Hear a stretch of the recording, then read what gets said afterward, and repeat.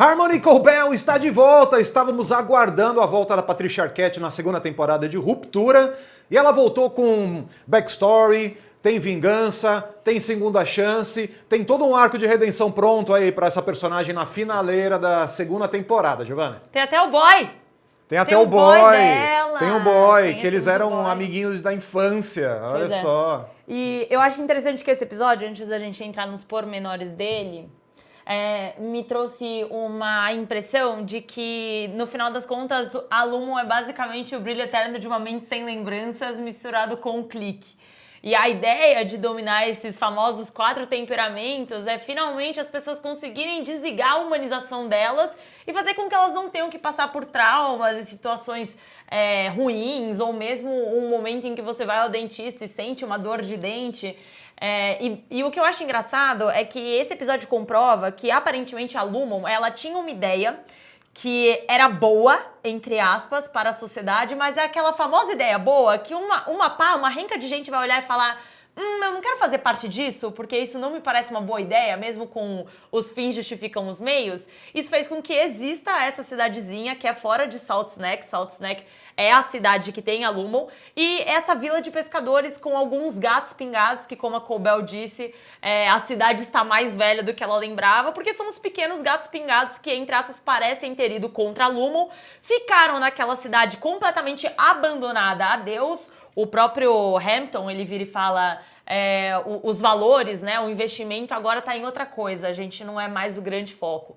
Então eu gostei da gente descobrir um pouco mais sobre essa mitologia que envolve os arredores da Lumon e entender que a nossa dúvida sobre pessoas existem fora da Lumon, existem fora daquele ecossistema. Sim, elas existem, mas elas são colocadas aí como renegadas e acabam sendo punidas de certa forma.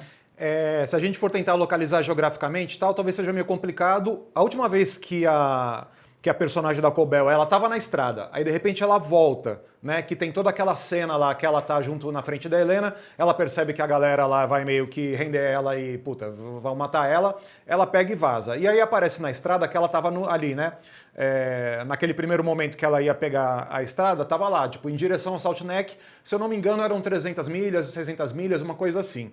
Se a gente for tentar localizar ali no território americano e tal, talvez seja ali mais próximo do Alasca, um pedaço como a gente está no litoral, então ali deve ser Canadá e tal. A gente assumindo que a série se passa no meio oeste ou num pedaço ali que seja do lado mais próximo do Pacífico. Uhum. Eu acho que isso não é tão importante nesse caso. Eu acho mais, aí eu discordo de você, eu acho que não tem tanto uma coisa das boas intenções da Lumon. O que a gente tem aí é realmente um perfil do grande conglomerado que está não só tentando ser ponta de lança e tentando ser vanguarda em termos de tecnologia, em termos de controle social e tal, mas seguindo toda a cartilha do capitalismo no século XX, especialmente com o trabalho infantil. Olha só, o trabalho infantil, temos aí a grande fábrica, temos aí a cidade pequena que não tinha nada, uma personagem diz nesse episódio que a cidade não tinha nada, de repente a cidade virou alguma coisa por conta da fábrica. Então, obviamente, isso vai remeter a um milhão de coisas, né? Tipo, Eldorado, mineração, isso vai remeter também a pesquisas clandestinas, isso vai remeter a muita coisa de exploração do capital humano, enfim, exploração de uma certa comunidade, todo mundo vai para lá porque a Lumon tá lá, de repente a Lumon sai, fica todo mundo desassistido. Isso aí é tudo cartilha de exploração exploração do trabalho, exploração do capital. Essa coisa do lado bom, dos valores e tal, tipo, a gente menciona aí os 9 princípios centrais e tal, os 9 princípios fundamentais, tudo isso ganha uma cor aí meio de fanatismo religioso nesse episódio, e a Corbell meio que, tipo, passa o bastão, né? Tipo, ela era fanática religiosa, a gente encontra alguém que é mais fanática ainda e meio que isso redime a personagem. Essa questão do trabalho infantil, inclusive, a Corbell, ela comenta que a última vez que ela tinha usado drogas foi aos 8 anos. Mas eu discordo porque eu acho que no momento em que a gente entra com essa questão de fanatismo religioso, existe alguma coisa que está sendo ministrada aí para o bem total. Tanto é que eles sempre ficam, o Kier, o grande salvador. Todo mundo tem um tipo de local de admiração e adoração ao Kier. Eu acredito que essas pessoas, elas realmente acreditam que estão fazendo um bem para a sociedade. Eu não acho que todo mundo que está envolvido na Lumon e nos pormenores da Lumon estão lá única e somente pelo capitalismo, mas sim porque elas acreditam... O sistema explora, as coisas funcionam como exploração, mas quem está dentro meio que tem que convencer todo mundo e a si mesmo de que é bom, né? Então, mas eu acho que eles realmente têm essa convicção de que eles estão fazendo algo para o bem do mundo. Eu acho que eles acreditam que tem um senso de pureza aí no que eles estão fazendo. Tanto é que a Celestine, a Cici, que eu fiquei um pouco na dúvida se ela é irmã da Cobell ou se ela é tia da Cobell. Eu acho que é tia. Eu fiquei muito na dúvida. No começo eu achei que era irmã, porque ela se referia à mãe como mother, só que por ela ser mais velha, fiquei um pouco na dúvida, e aí no final do episódio eu adotei mais como tia. Ela vira e fala, quando o Hampton entra na casa, ela vira e fala, essa é uma casa pura. E basicamente ela também tem o lugar de adoração ao Kier. A Harmony também ela tem dois lugares, já tá mais fanática que a outra. Porque tá mais fanática. A Cobell tinha uma só fanática. Na sala, e ela tem uma na sala e um no quarto, então já são dois. E quem é a única que não é fanática? A mãe. A mãe. O único quarto que não tem um puto! Não tem um puto de adoração a Kier, justamente porque ela é uma dessas pessoas que não caiu, na minha opinião, na falácia da Lumon, que é esse plano de vender alguma coisa que é muito bom.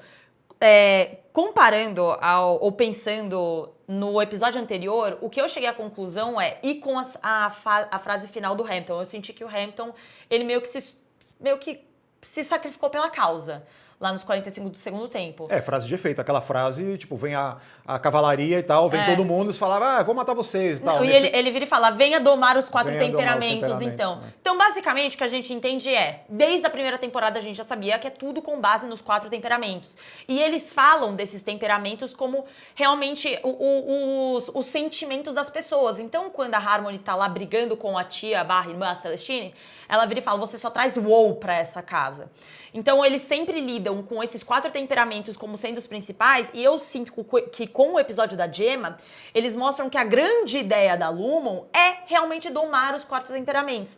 O que seria domar os 4 temperamentos? O que o Kier prega e o que fez com que todo mundo vestisse a camisa da Lumon? Fazer com que você se desumanize em um momento que você não queira sentir dor, em que você não queira sentir tristeza, um momento que você quer dar à luz, puta, tô com medo de dar à luz, eu não quero sentir a dor do parto. Então, ativa o chip de ruptura, você não precisa sentir a dor do parto. Só que o quão isso é problemático no sentido de que existe outra pessoa lá sentindo isso. Então, é o que muitas pessoas falam da crítica da primeira temporada, a esposa do senador.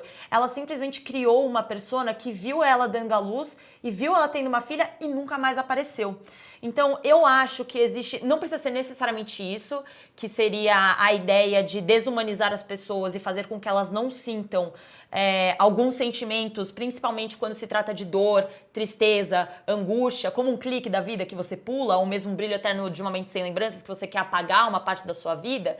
Mas, enfim, eles estão promovendo algo que na cabeça deles era muito purificante, e aí temos o Kier, que é o grande salvador, e algumas pessoas olharam pra isso e falaram... Beleza, boa ideia, mas isso aí tá errado, cara. Isso aí é tipo, é psicopata. Então a gente prefere não entrar nessa parada. Eu acho interessante essa teoria. Eu acho que a série, obviamente, dá muitas informações nesse sentido e tal. Mas eu acho que tem um furo aí que tá meio que... Eu não compro 100% dessa teoria. É que, assim, você tem algumas coisas no processo todo da Lumon que já está desumanizando as pessoas para elas não sentirem nada. Sendo que você tá falando como se... essa coisa de desumanizar e você não sentir mais dor, não sentir mais nada de ruim, fosse o objetivo final, sendo que já está em prática. Já está em prática dentro da Lumon e dentro de todos os processos da Lumon. Então, assim, você já está colocando em prática com seus funcionários, mirando um futuro onde isso vai ser colocado em uso, sabe, pela sociedade, tipo, mas já está sendo colocado em uso, entendeu? Então, eu acho que aí... em termos da teoria toda, assim, acho que não tá redondo ainda, entendeu? É porque eu sinto que, por exemplo, o que esse episódio, já voltando pros pequenos detalhes desse episódio, mostraram.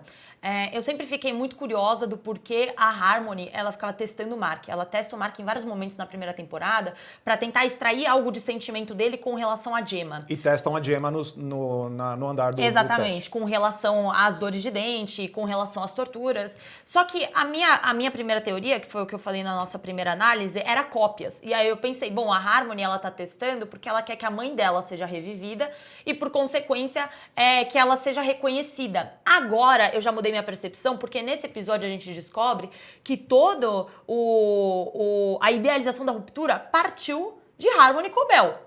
Ela que desenvolveu todo esse pensamento, ela era uma grandíssima aluna, ganhou inúmeros prêmios, participou da Wintertide Fellowship, que é basicamente a sociedade dos importantes lá, era super próxima do James Egan, que é o pai da Helena, mas basicamente foi tomado toda a pesquisa dela e atribuída ao James Egan e falaram, olha, se você quiser reivindicar isso a pesquisa, esquece, você acabou pra você. O conhecimento de Kira é o conhecimento de todos. Exato. Né? Então ela não pode reivindicar nada. Sob esse pretexto aí, bostinha.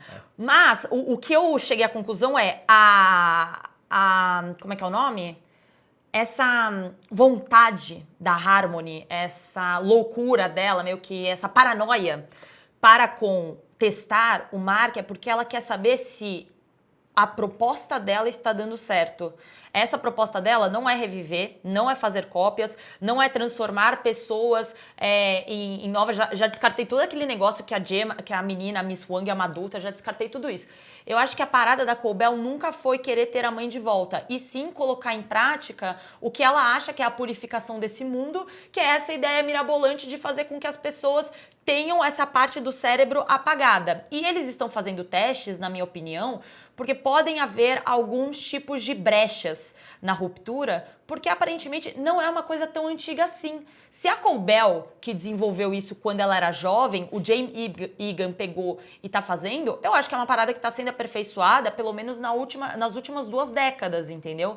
Então, a Gemma é esse teste de aperfeiçoamento, assim como o Mark, a Harmony também fazia alguns testes para saber se ele pegava uma coisa ou outra, para ver se ele lembrava de uma coisa ou outra, colocava a vela da Gemma para ver se surgia alguma lembrança, para efetivamente virar e falar, olha, a minha criação é 100% pura, você não vai ter lembrança de nada, isso aqui, ó, você tá passando por todos os tipos de dores possíveis, todos os tipos de tortura, todos os tipos de lembranças, isso não está desencadeando nenhuma memória nova. Então o procedimento de ruptura, o chip de ruptura funciona, vamos começar a vender isso sob um pretexto de agora você não precisa mais sentir dor, agora você não precisa mais sofrer no parto, agora você não precisa ter mais angústias, e agora se você tiver uma perda de uma mulher num acidente de carro, ou se você acabar perdendo o seu marido, não tem problema, você vai desligar esse sentimento da sua cabeça. Ao mesmo tempo que parece ótimo, né? Uhul, não vamos ter mais nenhum tipo de aflição, é o que as pessoas lá na Vila dos Pescadores pra mim questionavam, o quão antiético é uma parada dessas. Não, e assim, obviamente isso tem um paralelo com o mundo real, né? A farmacologia, todo mundo viciado em remédio, antidepressivo, então total. Obviamente que a ficção nesse caso ela tá muito próxima da gente. E eu acho que está próximo também dessa coisa de você ter uma cidade abandonada, que era uma cidade meio projetada para ser só o canteiro ali onde as coisas são testadas. Então eu acho que faz sentido a teoria, porque ali você tem a droga. O lance da droga é central nesse episódio, mas eu acho que a droga ali era central em todo o processo da Lumon. Você tem uma grande fábrica ali, que tem um logotipo da Lumon e tal, e você tem os habitantes da cidade com o seu tanque de oxigênio, fulano falando lá, tipo, puta, e o seu pulmão, o cara tá tossindo o pulmão, não sei o que e tal. O lance da droga lá, talvez fosse um estágio anterior, aí a Cobell tá falando que ela consegue fazer o processo puro, então ela meio que tipo, avançou tecnologicamente o experimento, avançou você testar as pessoas, antes era com a droga, né? Com a droga você meio que coloca essas pessoas num estado onde elas reagem demais emocionalmente. Então o cara, ele cheira um negócio lá, o lança-perfume lá, e aí ele dá risada, aí ele fica com dor, aí ele fica num estado de êxtase, ele fica dormente. Então você meio que tem várias gradações ali de efeito, do mesmo jeito que no processo da Lumon lá você consegue ligar e desligar vários botões nas pessoas. Então eu acho que a droga é meio que o estágio inicial desses testes. Justo. Só que aí a Lumon abandona a cidade, o que acontece? Acontece que ficou só os viciados, entendeu? Você tem os noias lá, ela chega de carro, a primeira coisa que ela vê é o noia lá, tipo, cheirando um negocinho. E aí, obviamente, o sobrevivente lá, o dono do saloon nesse Velho Oeste aí, é o cara que é o traficante da cidade. Então eu acho que tem todo um processo aí realmente, do mesmo jeito que você tem, sei lá, processo de mineração, processo não sei o quê. Então, tipo, tem o cara na mina de carvão que ele, tipo, tá com o pulmão preto porque ele tá aspirando pó. Sim. Tem uma fábrica de amianto que você descobre anos depois e tal, em pesquisas, que o amianto é cancerígeno. Então, isso também está muito inserido dentro de toda uma história de exploração e de desenvolvimento de tecnologias e tal, que você pega uma galera que vai ser só a cobaia, entendeu? E então, isso está acontecendo ali. O que comprova isso é o fato de que a Cobell vira pro Hampton e fala: é uma vergonha você tá traficando agora, você ser o grande responsável disso. Porque eu não tinha pensado nisso, eu acho que nessa teoria, quem traficava, entre aspas, quem o fornecia era a própria Lumon. Com certeza. E aí é isso, por isso que é uma vergonha. Porque o cara tá indo contra a Lumon, é o maior, o top 1 hater da Lumon, que ele mesmo se coloca, mas claramente todo mundo que ficou na Vila dos Pescadores são as poucas pessoas que não compraram a ideia da Lumon, de um mundo idealizado. Mas basicamente ele tá fazendo a coisa que fez com que aquelas pessoas fossem viciadas pela própria indústria, pela própria mão, que tornou aquelas pessoas viciadas. Então ele tá simplesmente fazendo a roda girar. Uma coisa interessante também é o fato de que a Lumon mudou o nome, né? Antes era Lumon Ether e virou Indústrias Lumon. Então, quando você entra na casa da Cici, outra coisa que é muito... O éter é uma substância, né, que gera esse efeito. Exato. O éter, antes era uma fábrica de éter, e aí a Lumon acabou, assim, avançando para a indústria farmacêutica, provavelmente trabalhando com muitas outras coisas, mas começou como uma fábrica de éter. E é muito interessante que quando você vê a casa da Cici, ela claramente é a pessoa privilegiada, né? Por ela sempre ter sido fiel à Lumon, mas agora ela tá na aposentadoria, ela ainda tá na Vila dos Pescadores, mas em um lugar completamente isolado, numa casa pintada, bonitinha, 2 andares, ela tem lenha para colocar na fogueira, o Mr. Drummond, que é o cara do RH lá, ligando pra ela, perguntando as coisas, se mantendo em contato. Ela ainda deixa na casa os quadros. Então tem um quadro que mostra que a Celestine, ela ganhou méritos do ano, né? Então, por exemplo, foi a funcionária do semestre. E aí, basicamente, não era semestre, era quarter. Quarter a gente vê que ela é Cobell, o sobrenome dela é Cobell porque aparece no quadro, né? Isso. E aí, são do semestre, do quarter. Eu esqueci como fala. É o trimestre. Trimestre? O quarter é o trimestre. Então, o trimestre, e aí ela virou e falou que ela era funcionária do mês do trimestre, que era o ano da visão. A Cobell, a Harmony, ela também foi a funcionária do trimestre ou a estudante. O prêmio do ano, o ano da astúcia, né? O ano da astúcia. O prêmio, exatamente. E aí, quando você procura o termo, que era wiles, o astúcia também pode ser levado como... É um termo do tipo da farsa. Entendeu? É uma esperteza, né? Da esperteza, do tipo da espertinha ali, sabe? Que pode ser levado como astúcia, mas também como a enganação, a trapaça. E basicamente é o ano que provavelmente ela começou a desenvolver os estudos para efetivamente colocar a ruptura em execução. Na lista dos princípios, os princípios eles estão aí listados aí desde o começo da série, tanto que você tinha isso bordado, né, na parede da casa da... tem um plano que mostra o altar na casa da Cobell, e tinha lá um quadrinho com tudo bordadinho com os nove princípios, e o astúcia é o último princípio, e antes desse é a habilidade. Então você tem que ter habilidade, mas você tem que ter também a esperteza. O engraçado é que no final das contas a gente descobre nesse episódio, que a gente já sabia, mas que basicamente a Lumon também é uma farsa no procedimento de ruptura, porque não foram nem eles que tiveram a ideia. E é por isso que a Harmony, ela isso é meio clássico, né? Isso eles pegaram a ideia da mulher, mas a gente Marcos Zuckerberg roubou a ideia do maluco lá, entendeu? Tipo, sempre tem isso. Sim, né? Mas a grande questão é que a gente não sabia direito o porquê a Cobell era tão importante. A gente sabia que ela tinha uma parada lá, a gente não sabia o porquê ela era tão importante, porque ela era tão devota. Mas a gente também, ao mesmo tempo, entendia que existia uma situação de respeito, mas que ela ainda sempre era colocada como: querida, você é apenas uma funcionária. No momento que a gente precisa dar tchau pra você, a gente vai. E agora a gente entende que é por conta disso. A Harmony basicamente foi a melhor estudante, foi paparicada, mas ela sempre vai estar submetida ao que a Lumon queria. Então, sua pesquisa na verdade é nossa, o conhecimento do Kier é nosso, basicamente nosso não, né? Do Jay Meagan. Sim. Eu acho interessante esse episódio porque, assim, o episódio começa com uma coisa meio de faroeste. Primeiro que o nome do lugar lá, tipo Salt Neck, é muito nome de cidadezinha criada ali na conquista do Oeste, né? Você precisa meio que inventar uns nomes ali meio folclóricos e tal, e a cidade toda prospera ou cresce a partir disso. E aí tem um momento que ela vai lá no café do cara, é como se fosse ela entrar no salão, né? Tipo, ela entra e o cabelo dela batendo com vento e tal, e depois eles vão se encontrar na frente da fábrica, um carro parar na frente do outro, como se fosse um duelo.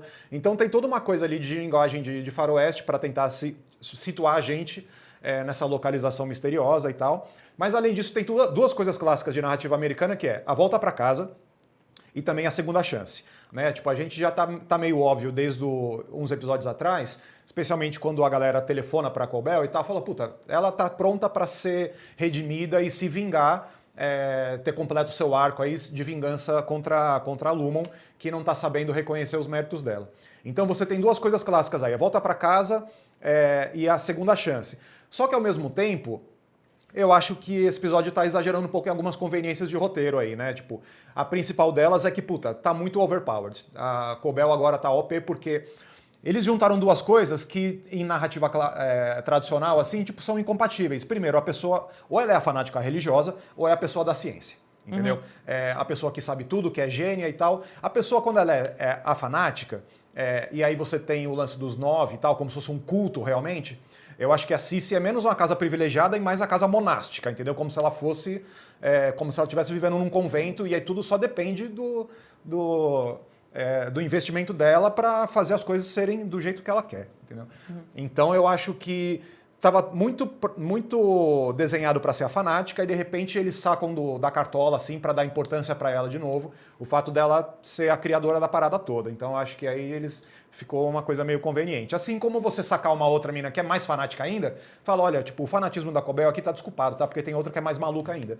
Então, em relação a isso, eu acho que tá meio que alguns atalhos aí pra você encaixar a personagem de novo na narrativa. Então, mas eu acho que o fanatismo, por isso que eu tô achando que eles têm uma parada que é um pouco mais técnica do que simplesmente reviver as pessoas.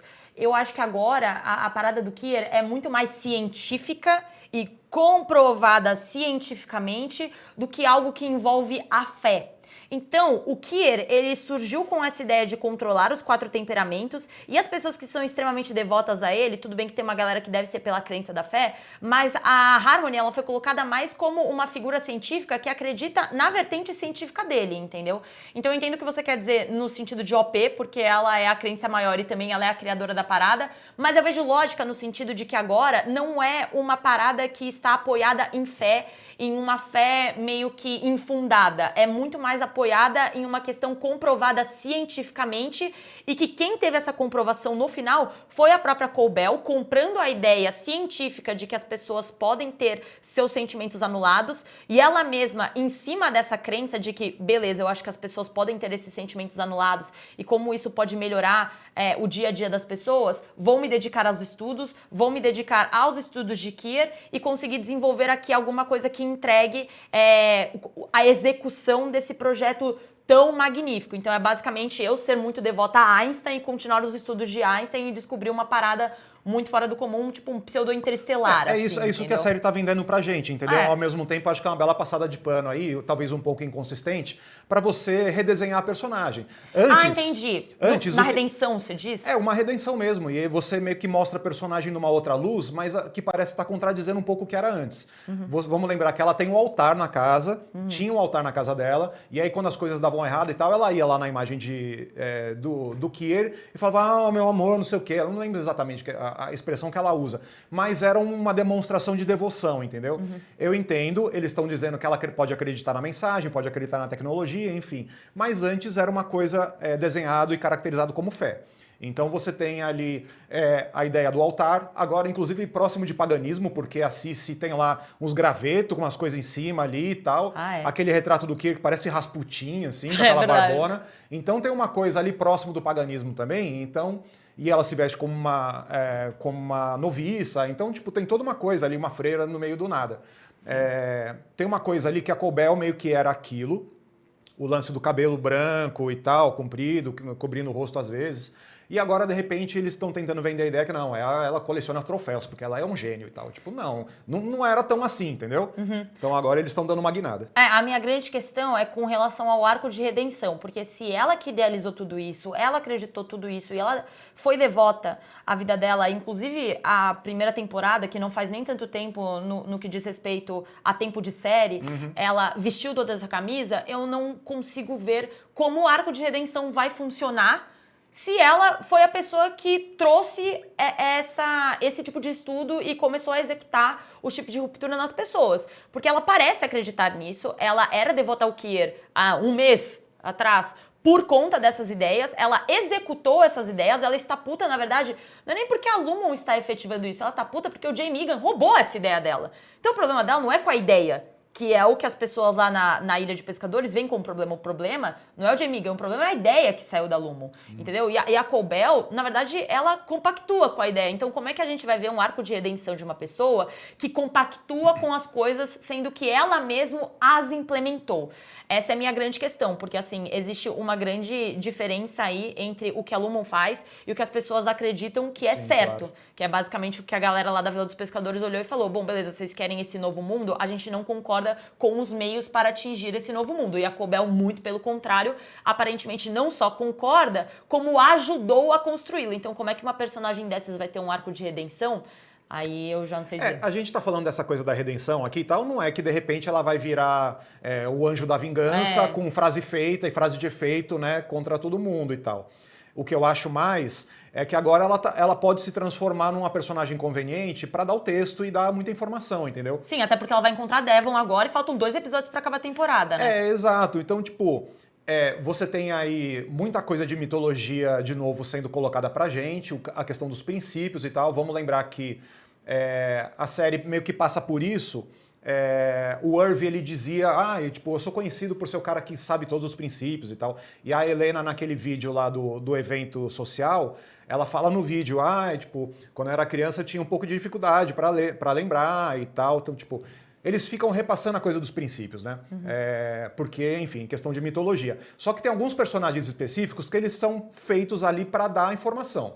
Então, a médica que fez a reintegração do Mark é a personagem que tem as informações. Ela sabia que a Gemma estava viva, todo mundo que está do lado de fora, e a gente se identifica com os personagens que sabem pouco, né? Porque tipo, a gente também sabe pouco, que são os protagonistas de verdade.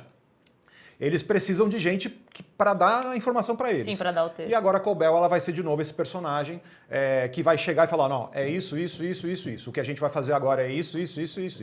Então ela é muito funcional nesse sentido. Concordo e ela também... não é a protagonista, né? É muito funcional. Não, sim. E ela acaba sendo meio que consagra essa temporada, porque eu e o Marcelo, a gente falou várias vezes sobre o procedimento de reintegração do Mark, como tinha que ser algo que acontecesse no final dessa temporada. E, de fato, é algo que vai acontecer no final dessa temporada, porque a gente teve quase 3 episódios aí sem menção a um retorno do Mark envolvendo a reintegração. E agora vai voltar a Cobell, que com certeza vai fornecer mais informações, em conjunto com o Mark, que agora está reintegrado. Então, basicamente, no final das contas, apesar do procedimento de reintegração ter começado lá no 3º episódio, ele se consagrou de fato agora nos 2 últimos episódios para acabar a série. O que é o que fazia sentido no final das contas, porque se ele já tivesse todas as informações e memórias dele de dentro da Lumon e ele de fora da Lumon no 3º episódio, aí iam dar muito de bandeja para nós. Eles deram uma segurada e agora no final, nos 2 últimos episódios, provavelmente a gente vai ter uma reunião aí da pessoa que tem as informações e da pessoa que acabou de receber as informações,